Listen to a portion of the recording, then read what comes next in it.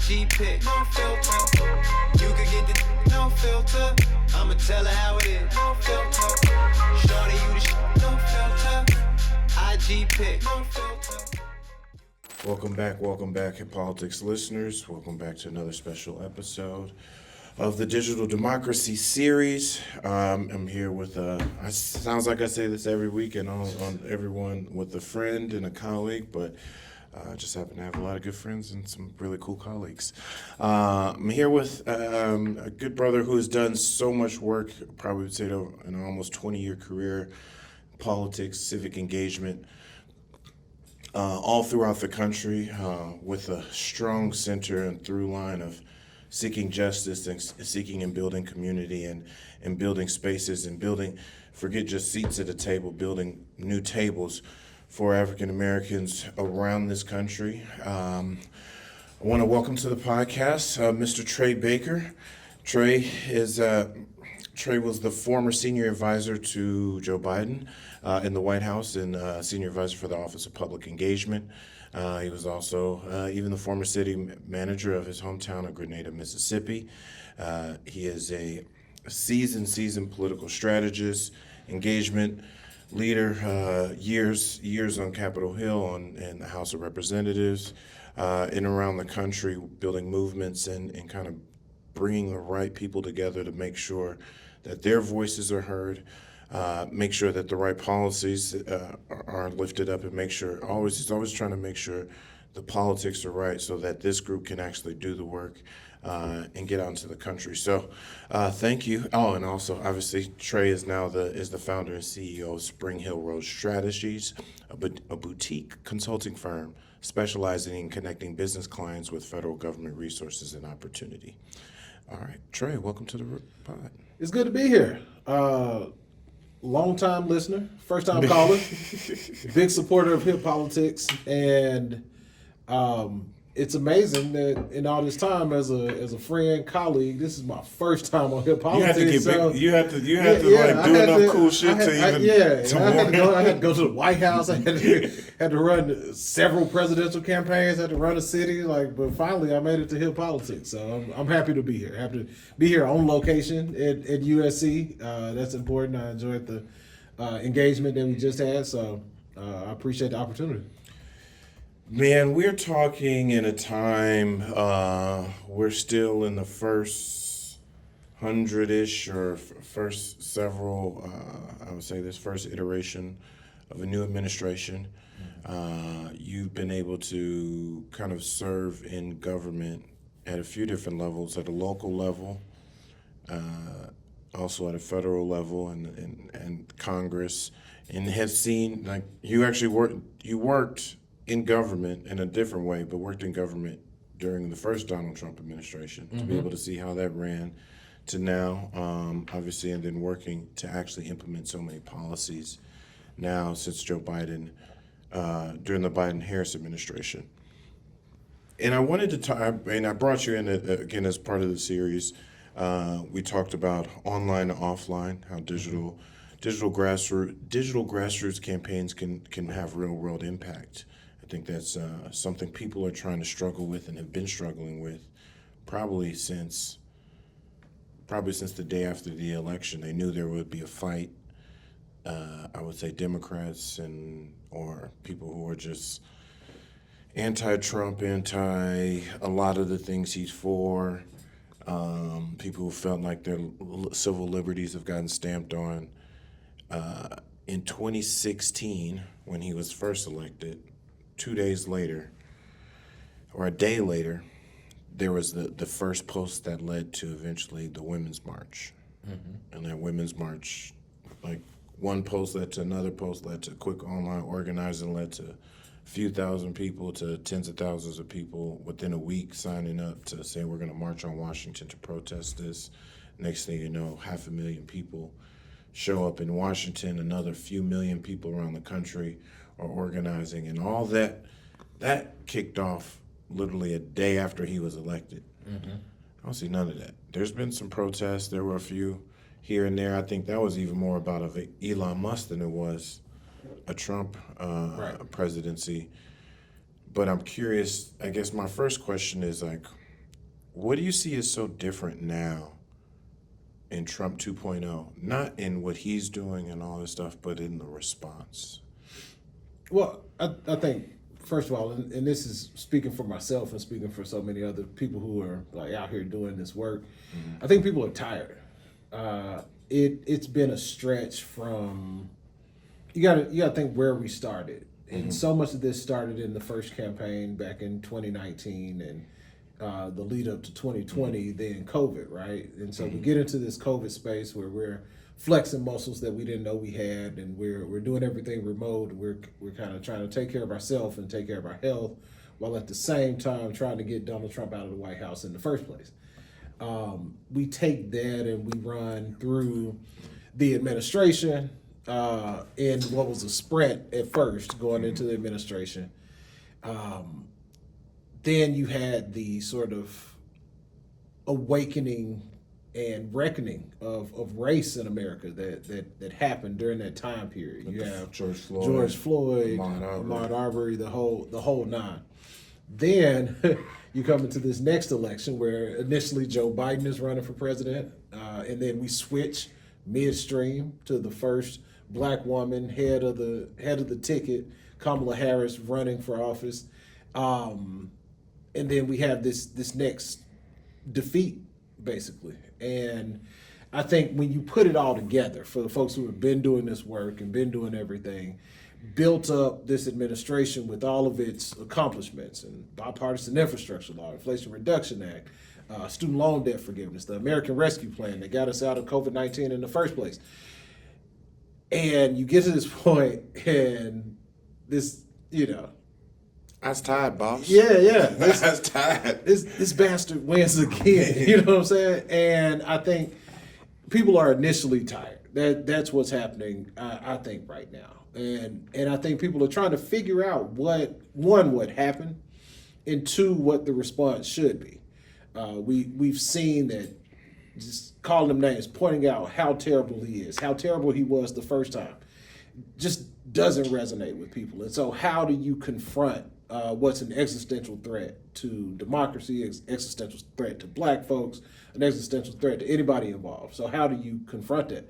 And I think that's what's happening now, is that people have pulled back, but the work of sort of ideating around how do we respond is happening, and it's happening in different spaces, and we've seen it happen.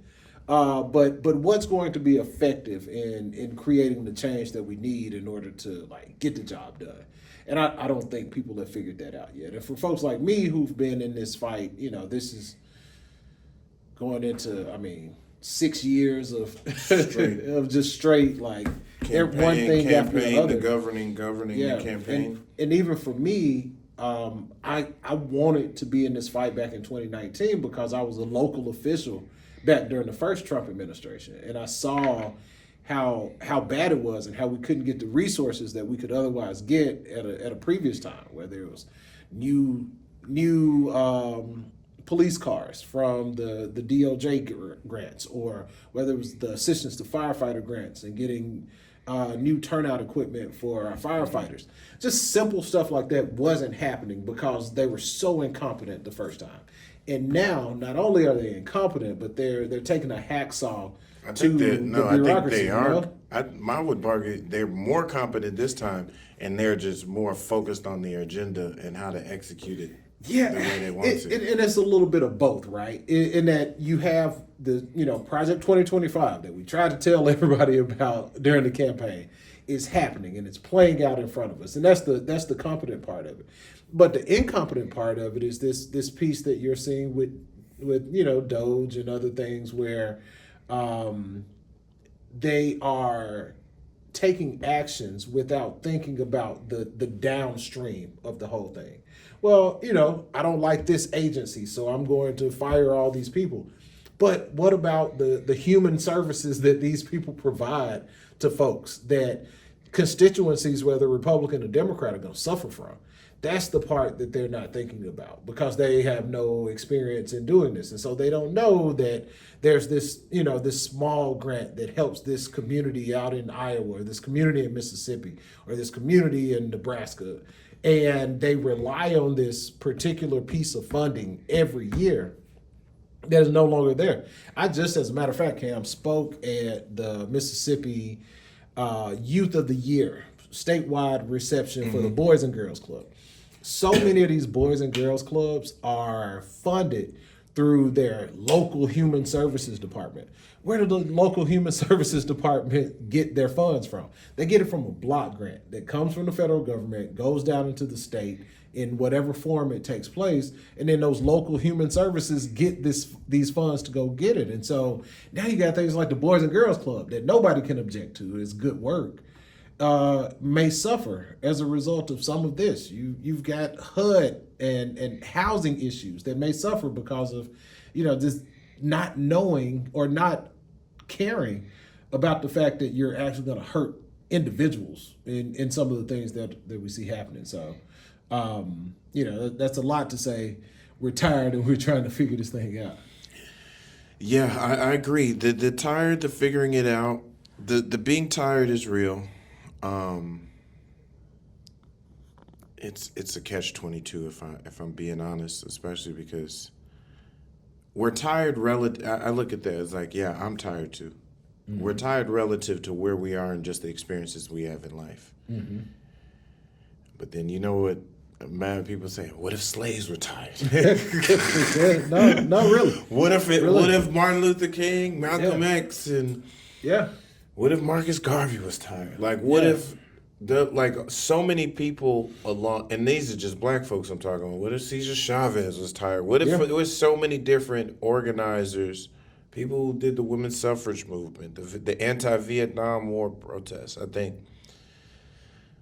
we're fighting something that's systemic and acute at the same time. There's systemic things that have always been going on that we're either been fighting, pushing back against, related to race, gender, equality, opportunity, true opportunity to pursue the quote-unquote American dream for everybody. That's systemic stuff that's always there and is fluctuated up and down, no matter what they say. Mm-hmm. But then it's something that is acute in the sense of Donald Trump, Project 2025, Elon Musk, everything else that has come with that they're riding a systemic wave, but they're also acutely doing things. The point I'm making, or maybe the rebuttal, is like, while we're tired, we gotta. It never works for people to say like, well, what if the slaves are tired? Because then they disassociate and they recognize like, man, you don't really. It's hard to shame people in this day and age, or guilt people into like caring, especially when we don't have a very specific thing to do. Like we're years away from a vote on Donald Trump. Mm-hmm. We're over a year and a half away from even if you want to show your displeasure in the voting, at least related to the Senate and the House races, maybe some governor and mayoral races and so forth, which most people, even if they're Republican, most people are not tying Donald Trump and Elon Musk to a mayor of a local town or a governor of a state. So we've got a while to that ultimate thing, and I think we have to do a lot of convincing of people that you got to get out and vote again and again, because I think we are now in a world where maybe we understood that in generations prior, that like, hey, legislation doesn't pass right away. When I think about how long the Montgomery bus boycott had to last over a year in order to really see change, people say, like, I don't know, we're in a shortened attention span, immediate gratification, like a societal mindset. That's not a young people thing. That's a kind of everybody thing. We've been pushed to that. So I voted. This didn't happen. I got to vote again. I got to do this again and do this again. So we're fighting that. What people just in every other part of society, they have that opportunity to have more instant gratification. But it feels weird to say, as a person who is tired, to say like, this is kind of the worst time to be tired. And we may need to step back, or if anything, to me, this is going back to my initial question to you, is like, what looks different about the response now versus then? and you mentioned like we've gone through all of this before, and then somehow all the things that kept him out the last time in terms of Yeah. national crisis, the narrative, and so forth, kind of feel like they didn't keep him out this time. I would push back a little bit and say that while this is crazier now, and we actually have a track record that we can point to and say all this was bad, he's saying just as many crazy things now or this last time as he did before he ever won when he beat Hillary.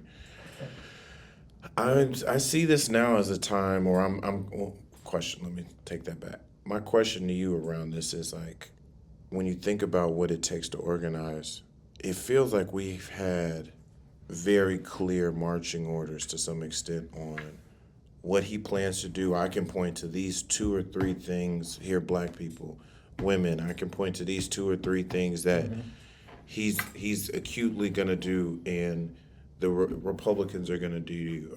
I can point to stuff either he's going to do or in 2020, which I think obviously due to COVID, it helped defeat him in things he was putting himself out there every day. But we could still point to things he had already done in his presidency that hurt various constituent groups to help drive up his negatives. I think now, with what Elon Musk is planning to do, the amount of jobs and so forth, I think it's also, they're marketing it differently. They're marketing cuts and job losses as efficiencies in government. They're doing something that is a tried and true playbook that I don't think the other side, Democrats, have done as well. They're finding it's about the heart, not the head. They're finding the most remote things like this transgender thing in jail that affects 50 people. Why are we not finding the slew of opportunities and things he's cutting and doing to what you said? That block grant, painting a very clear picture of today. In today's news, they cut this is going to hurt this many people, and you did it wrong. I mean, and like I think we should be doing that. That's the work that we should be doing is pointing out exactly what's happening. You spoke to several things. One, to just like going back to the tired piece. I think it's a frustration, right? It's like when you've had a long, like, tenuous relationship with somebody and y'all break up. You're like, man, I'm gonna stay single for a while because I can't get back into that. But, you find yourself jumping back into that. I think that's what's gonna happen with politics. I think when you look at what black women have done in the last few elections and carrying the burden for the Democratic Party this whole time, like, you see frustrations in that. And, the work has to get done and the work will be done. But I think we have to address that frustration and that fatigue that comes from it. And we got to make sure we're taking care of ourselves and that we're, making ourselves healthy and we're doing the work that it takes to be as strong as we possibly can, because we all know that this is going to be a fight coming along. I think the other thing is just Donald Trump himself and this MAGA movement itself. We have to think about how to attack that. What we learned is that just because Donald Trump is in the consciousness of America in so many different ways, he came up, in so many communities, in rap songs or in popular culture or on TV, that we can't boogeyman our way out of this whole Donald Trump thing. And I think we know who he is. Yeah, we know who he is, and it's hard to convince people that he's as terrible as he is because, I've seen him on TV or I've heard him in rap songs my whole life, so he can't be, he can't be that bad. And so we have to look at that, like how we're attacking this whole thing. And I think to the other piece that you spoke on is the emotional part of it and having some emotion in what we're putting forward. We're doing nothing but playing defense right now. We're literally playing prevent defense in what we're doing as a party. You don't win games that way. You don't win games that way. Like, we have to find some offense. We have to find the emotional hook of this whole thing that's going to bring people back onto our side. Whether that's the argument about how government does help you and we make it very specific, or it's something else. We have to do that part of it, because I think if we don't have the emotional play, that's what they do. They make everything emotional. When you look at what they did with the whole transgender piece and taking something where you literally only have 12 collegiate athletes, I think is the number. 12 folks, not 12%. 12 out of like 500,000. Yeah, literally. all There's like people, 500. There's a 500,000 plus D1 athletes across all sports, right? And so you have it, and so they take that, they make that the macro issue, instead of the micro issue that it is, and they attack it in a certain way that evokes emotion from people. I don't want my daughter playing in this sport with these particular people, and that's the emotion that they're bringing out. We're not pushing back with the same emotion. We're pushing back with, of course, the policy argument, which is this is right because all people should have, equal rights. All people should have equal protection. All people should have equal access. And that's the correct policy argument. But what's the emotional argument? And I think that's the part of this that we're not getting. We're playing, chess, and the game is clearly checkers. And that's the thing that people understand. And until we start doing that, until we start like being plain spoken, speaking with some kind of emotional hook, then we'll continue to lose like this.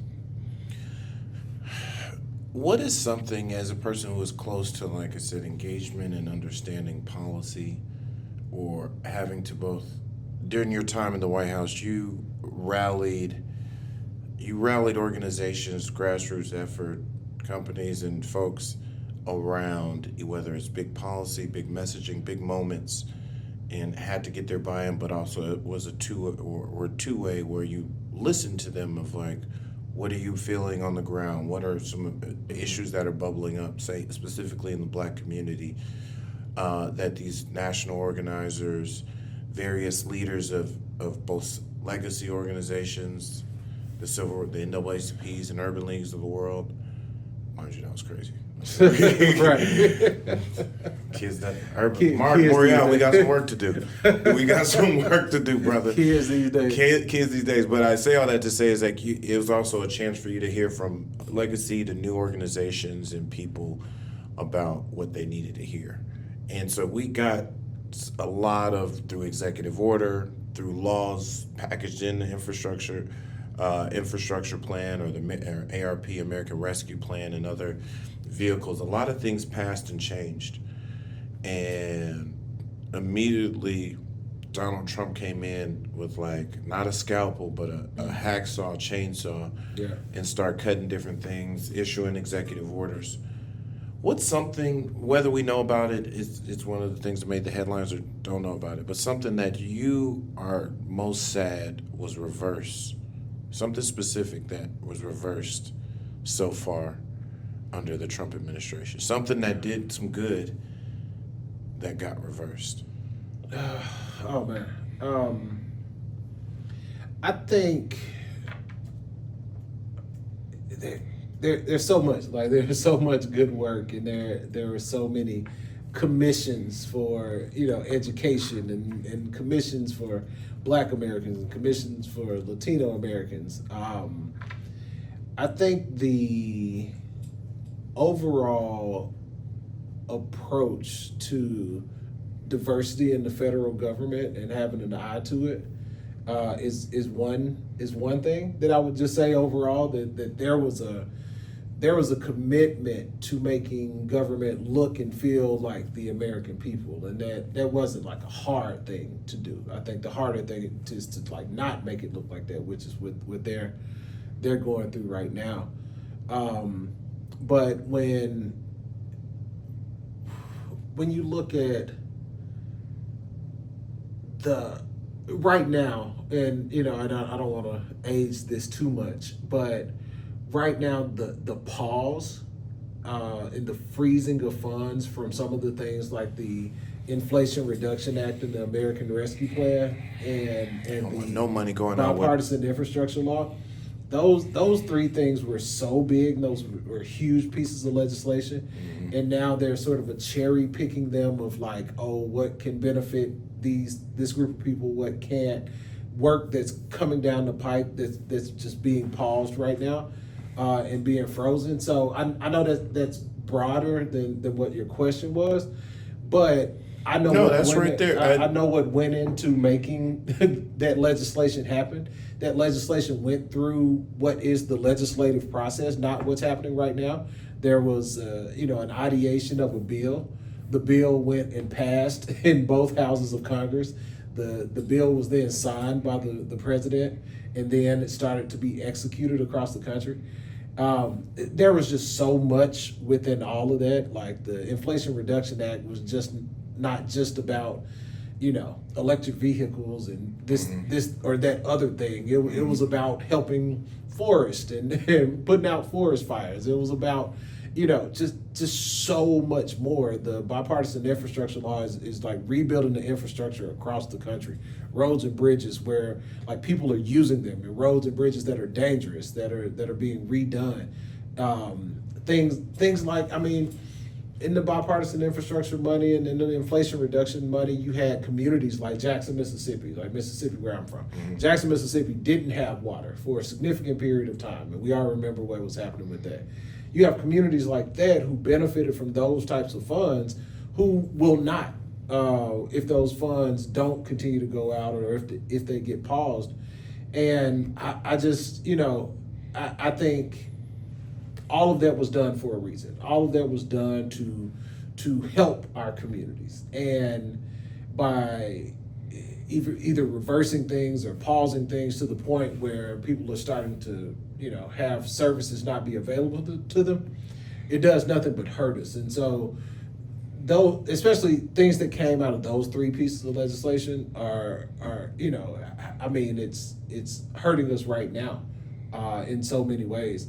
And then you see things like, you see the agency pieces of it, USAID, other agencies. But, things like USAID, they're not even thinking about why the agency exists. It's a guns or butter thing. It's because we don't use military power to do certain things in terms of our foreign and international relations. Then we have to use our financial power. Our financial power. People don't realize, but our like human power too, to say, okay, because we support these communities and we provide water projects and we provide health projects and we provide any number of projects in these communities, then they can help us in the world. They can be allies rather than being enemies to us in the world.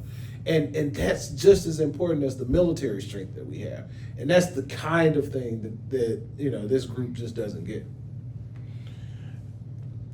Two things I can think about specifically is the Office of Gun Violence Prevention getting cut.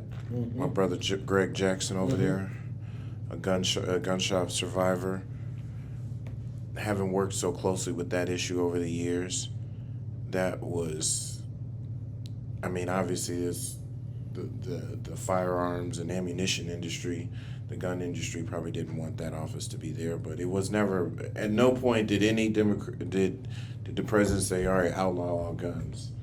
It's like let's just be sensible. Yeah, let's do something sensible. And for that, essentially it'd be a day one cut. So it's like, it was never about guns. It was about gun violence prevention. And it's like, are you going to sit here and say, I'm not for gun violence prevention? They obviously lied and politicized and say this was a way to take away your guns. And at no point was it. Well, and here's the other thing that I want to point out, because I was in local government. We talked about that a bunch. I was a city manager. I was responsible for budgets and for and cutting waste out. There's a way to cut waste, fraud out of the government. There's an actual process that you can take. You can go to the agencies, you can review what's happening with the agencies, you can look at the budget process within these agencies, and you can systematically cut things that we don't need. You can decide what those things are. That's the quite frankly the bullshit in all this, right? Is that you have, you're out here ruining lives. I've got friends, you've got friends, we see folks, we're in group chats together where people are out here looking for jobs, not knowing what's going to go on, different things. And you're doing all this that is, one, hurting the services that we can provide, and you're hurting real people. But the cuts that you make while ruining people's lives are infinitesimal in relation to what you're going to put in their place. So you're going to cut, 50 billion, 100 billion, or whatever the number is in total in jobs and in programs and agencies, but you're going to go back and replace that with $4 trillion in tax cuts for the wealthiest among us. And people got to realize when they say to me, the tax cuts, whoever came up with that term, they were smart. The psychology of tax cuts always sounds positive, even if it's a negative. Yeah. Because almost everybody generally feels an idea, at least personally, like, yeah, we should cut taxes. I think one thing that is happening, kind of take a little bit of a side here, is the messaging war. And the messaging, like the theory of the case around messaging is truly, we've got to see it. Stuff that we said, hey, he's that bad, he's this bad. Yes, it works a little bit, but doesn't work well enough. It's not enough motivating factor. Oh my gosh, tax cuts how long have we been saying tax cuts for the rich and the wealthy and the 1%? Yeah, I care, and let's make the wealthy pay their fair share. I just saw somebody say that again, an elected official say that just like 2 weeks ago, and I'm like, bro, yeah. I get it. It's not that you shouldn't keep saying that, but don't let that be your applause line you think makes the biggest. Yeah, when the point you're making is that it's more burden on people like you. Is what you're trying to get across. You got to find ways to plain speak that. Yeah, and people who are like us, like we've done well in life, but we haven't done well enough to be in that tax cut bracket of people. Yet. And so we're still carrying the 30-40% tax burden on us. And then people who are in different tax brackets, different classes of wealth in this country, are getting absolutely no benefit from it.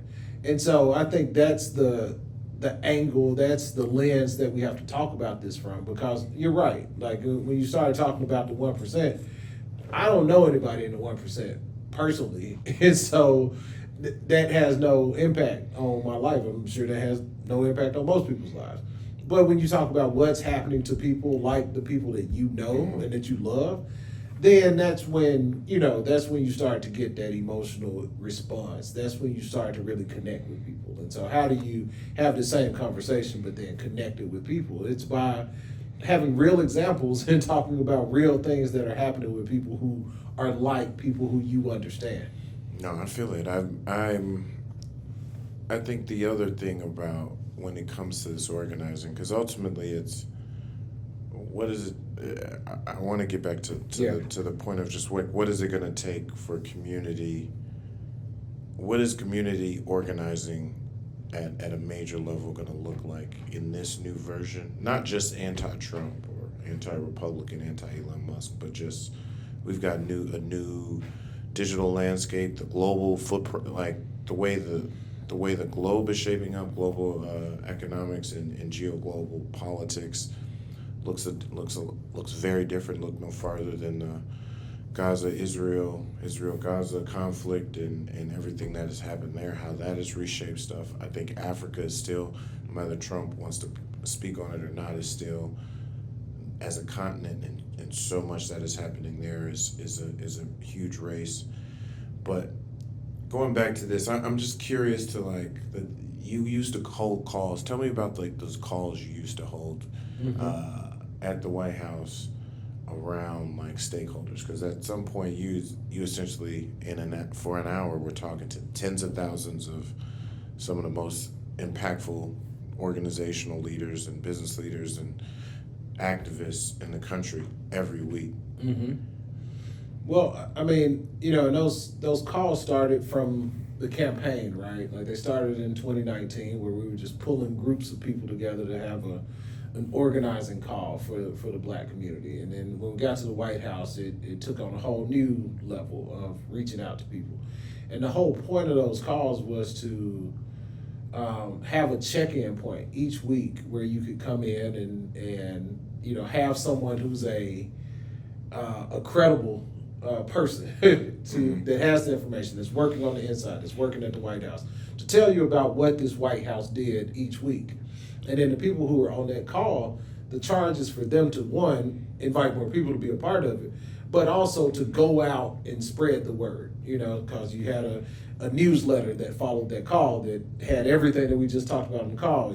You send a newsletter out, the newsletter goes and then you grow exponentially based off of that, and you do it consistently every week. And so when we were doing those calls at the White House, we had people who, if we didn't do a call 1 week, they were reaching out. They were sending emails like, "Hey, we don't know what's happening this week. Can let us know when is Trey gonna be back on? When you gonna have the stakeholder call?" And then also on that stakeholder call, we let them hear from different people across the administration who they otherwise wouldn't have had a chance to just get to hear talk. It really was a kind of a formal, informal type of way. And so I think that's the kind of organizing that we're going to have to take forward. Is let's talk to everybody. Let's get everybody together. Let's let them know, one, the harms that are coming at us now. Cam, we almost need a running tote board, like a scorecard of like the progress that is not being protected right now, right? Like we need a scorecard of every week we need to check in, hey, these 3 rights that you had back in 2024 when Joe Biden was president are now off the table, or now are in trouble, and this is what we have to do in order to protect those things, either from a judicial standpoint or from a legislative standpoint. What are the things that we can do to actually protect ourselves? And so it's almost like we need to make it look like a scoreboard where, all right, we had these 1,000 rights over here. And these every day, every week, it's something that's being ticked off. And this is something that we're going to have to go back when we are in power again, and we're going to have to try to renew, or we're going to have to try to do over. But we can't lose focus on the fact that over here, we're losing these things every day. And so I think we have to have those types of organizing measures where we're showing people sort of in a quantitative way, like, this is what we're losing. Putting those big numbers up. Because the thing that's happening, and I think it's affecting, to your point, being tired and feeling overwhelmed. We were overwhelmed during the first Trump administration with like the constant coverage, social media, and now I feel like it's been turbocharged where I actually don't hear from Trump as much as I hear from and about Elon Musk. I mean, we're not that far into the administration yet, but he owns the second or third largest social media platform. Not second, but he owns the top 5 social media platform, X, Twitter, which is quote unquote the public square, but is a chance for a lot of online discourse, a lot of bots. Probably half of Twitter is bots, so it's algorithms and talking to each other. But whether those bots are real people, they're affecting the actual real world. That online conversation is pushing offline narratives, pushing offline action. But I think now, how do I put this? Now to that point, that scoreboard thing is huge. I think some version of that needs to be done. But the next thing is, how do you get people to trust it? Because what's happening now is just like, it's who do you choose to believe? Because Elon is tweeting a lot of stuff. Doge is tweeting a lot of stuff. I'm getting links to stuff from the White House. This week we did this, and this. And you could say, like, actually, that is literally not true. Yeah. Or a version, the number you're saying is one thing. You're bending the truth so to make it look like something. But if I point that out, depending on who the outlet or the person that points it out and who you're talking to or who's reading this article or watching this video or listening to this podcast or radio show, the messenger and the receiver of the message matters. So it's like we've got to do I feel like to that point, we've got to do our part on the scoreboard, but we need a few scoreboards from a few different types of messengers to be out there. Yeah. Because if they see my scoreboard or say they see a hip politics scoreboard, some group of people may view it and believe it. Others like, oh, you guys are just Joe Biden disciples, or you're just this. Right. Like they'll dismiss it because like we're fighting the truth. Mm-hmm. While as government folks who've worked there, you realize like no, these certain things that are and are not happening. But I think that's even a bigger threat because the emotion, all those things we talked about. Now it's like people just don't even fucking believe the truth. Yeah. It's sort of a content war, right? Like where, but even in that regard, we're not keeping up on our side. And so I think, to your point about how do you get people to believe it, we've got to get more content out there. We've got to get more people talking. We got to get more people saying the same thing, because if it's like I see 10 things that Donald Trump did or said, I see 10 things that Elon Musk did or said, but I think, Hakeem Jeffries or Chuck Schumer had a press conference today, that's where you lose this.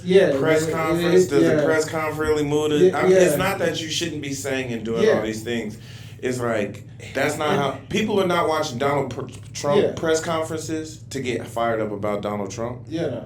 And people are not watching press conferences at all. Period. Yeah, and so it's that hard. We've got to flood the zone as much as they are, because then at least if you're flooding the zone as much as they are, then people have to look at both sides. They have They have to see, okay, I got to choose between this and that.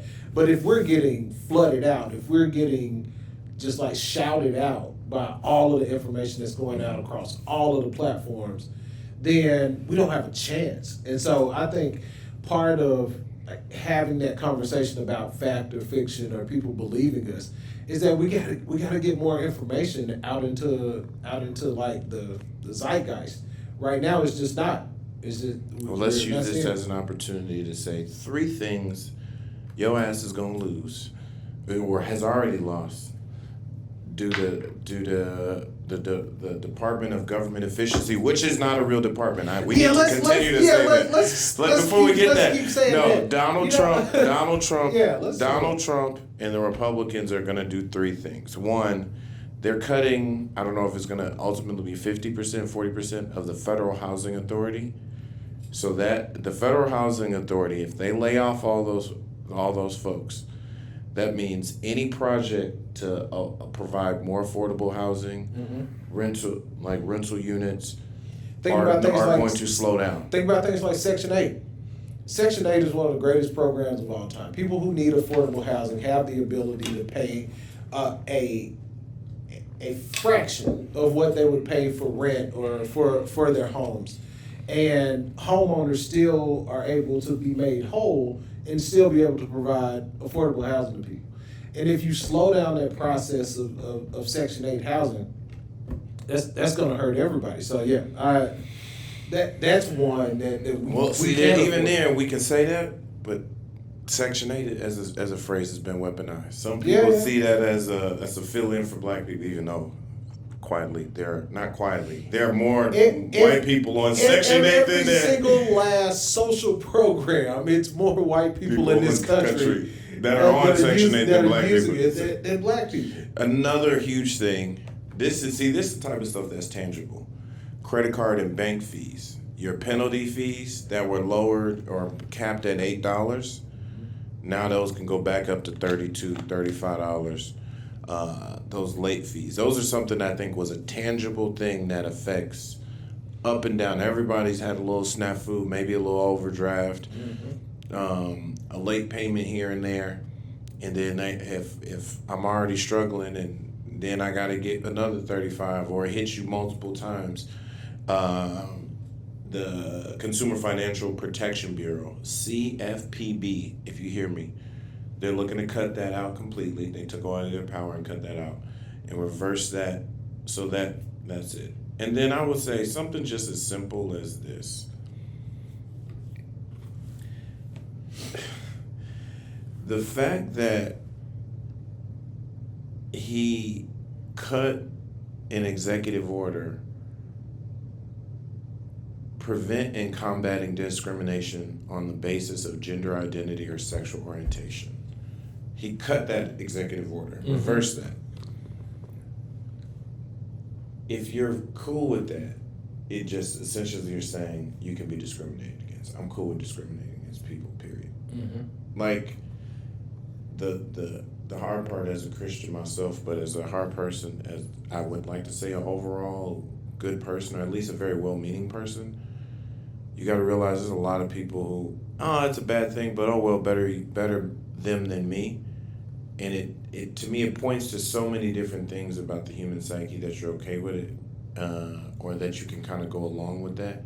But I do, to your point, I think we've not lost the narrative forever, but the narrative is away from us.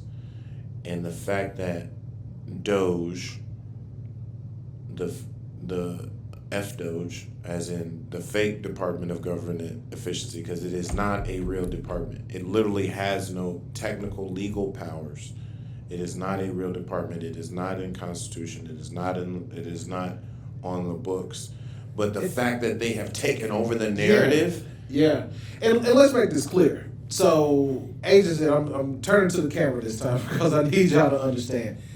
Agencies are created by the legislative branch. Congress creates agencies, have oversight over agencies. So that's why you have different committees in Congress that have oversight over agencies. What the Republicans in Congress have done is ceded all of their authority to Donald Trump and Elon Musk for a fake agency. They have no authority. So these letters to get people, or these emails that look like spam, that's asking people to tell me the 5 things you did last week, all of that is illegal. And while it's hard, there's going to have to be a long game that we play around this. Because at some point, there are going to have to be lawsuits. There's going to have to be fought out in court. They're going to have to, at some point, pass legislation to, either make those a real thing or continue to have it out here. But everyone, like that's the part that we got to understand, is that Republicans in the legislative branch, and then also the heads of departments are just giving up all authority that they have or quitting. Or give it to an unelected billionaire. He's not one of us. And that's the thing, is he is in no way related to how most Americans think or act or live their lives. But somehow he has the ability to go and unilaterally tear down whole government agencies.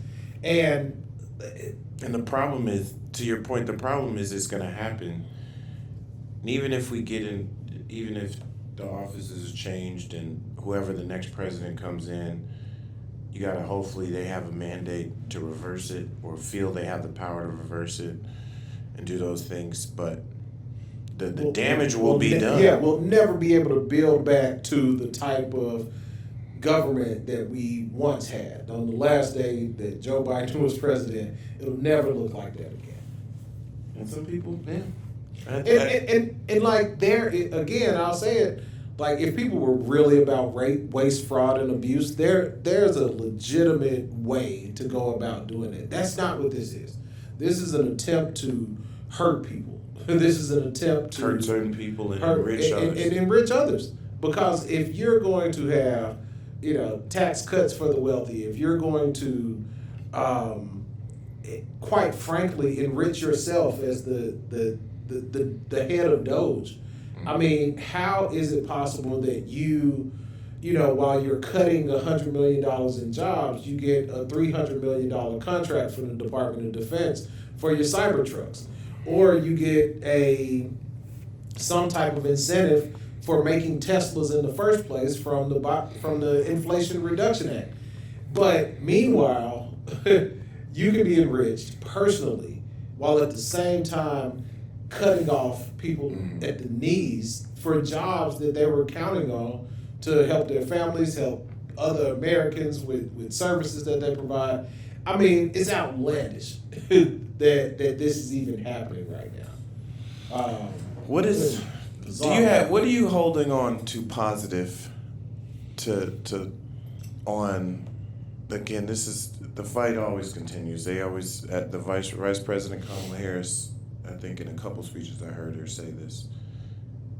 She repeated, I forgot if this was W.B. Du Bois, or she always was quoting this as like, freedom, democracy is protected through eternal vigilance. Mm-hmm. So while we're tired, maybe this is one of those things where we're a relay team. So somebody needs to. I'm running my race. You ran. This is a 4x4. You ran your 100 meters, probably 150 extra. You need to pass the baton to somebody else to take a breath before you can tap back in. But somebody has to keep going, like foot on neck, foot on pedal, fight back against this, because we lose too much ground in this digital age. I want to end with this: is like, what is something that you see specifically around organizing, in the like I said, the organizing and engagement space there, that you hopefully see as either positive or something that needs to happen, or that something we can look forward to as like just a positive light moving forward? Well, I think the big overarching thing is that we're on the side of right, right? Like we have the argument that what we want to do as a party and as just people who feel like we feel is in the best interest of people. And at some point, there are a lot of factors that are kind of keeping us like away from that point right now. But at some point, I think enough people will realize that what's happening is not in their best interest, and that and they'll start to think about what's going to be more in the best interest of me and in my family's best interest. And that's where we stand from a policy standpoint. That's where we stand from an organizing standpoint. That's where we stand from a social standpoint. And we're on the side of right. It's sort of the the arc of justice is long, but the arc of history is long, but it bends towards justice, right? Like that's what we have in our favor, is that we're on that side of it. But we have to figure out from like a strategic and a tactical standpoint of how to make the argument to get back on the on that road. But once we're on that road, our policies, our care for people, our empathy is in the right place, and so we have that's the heart, that's the substantive part of it. We've got all of the substantive part of it. We have to get the actual kind of smoke and mirrors tactical part of it down in order to get back over here so we can talk about those substantive things. So I think I would rather have my backpack full of tools that I can use, my quiver full of arrows that I can use later down the line. But we got to get to that point that we can actually use it. We are on the right, the positive light. We're on the right side of We're on the right side of history, but we need all those tools to bend this arc. Yeah. Trey, thank you. We will have more. We will definitely have more conversations and series and opportunity. But I want to thank you for joining us again. Being able to talk about, like I said, online and offline organizing, just where we are in this stage. Thank you for your service to the country and so many things you did. Even if they're being rescinded, there was real live impact, and we know we'll continue to have more real live impact. impact. Yeah, you know, something you asked me things that I hated to see, just to end on this note. Man, you know, the Black History Month program was my baby. I started with that from the very beginning. I had the COVID Black History, I had the other thing. And man, seeing Tiger Woods up there and all them. Looking faded. Having all the folks at my Black History Month program, man, that would hurt my heart. And just thinking about the time that we had been in that East Room and the good times that we would have and the tanks and the Anthony Hamiltons and the things that happened. Why Boosie Boo, man? Why Boosie Boo? Boosie, brother. I mean, I understand Kodak. You know, he on that side because he partnered, but Yeah, you know, we gotta get Boosie together, man. So shout out to On that note. everybody in Louisiana. Well, I think, shout out to Louisiana, Baton Rouge. We see you. Trey, thank you so much for joining the Hip Politics Podcast again. I'll make sure folks know how to reach you. You don't like to necessarily be just reached on public, because I just realized I'm your real friend in real life, and I try to tag you as something that says, he does not allow everyone to tag him. So his social, you might have to find him on LinkedIn or just catch him in the news, but I say hit me up, but not really. He don't really mean it. Unless you're an activist who needs some real work done. He does not. Absolutely. You're not dealing in the online social ones, which I appreciate. But thank you so much. Thanks for joining us. We are shooting this out, like I said, part of our West Coast content series out here in LA. Appreciate it. And with that, we're out. Peace. Hip politics, baby.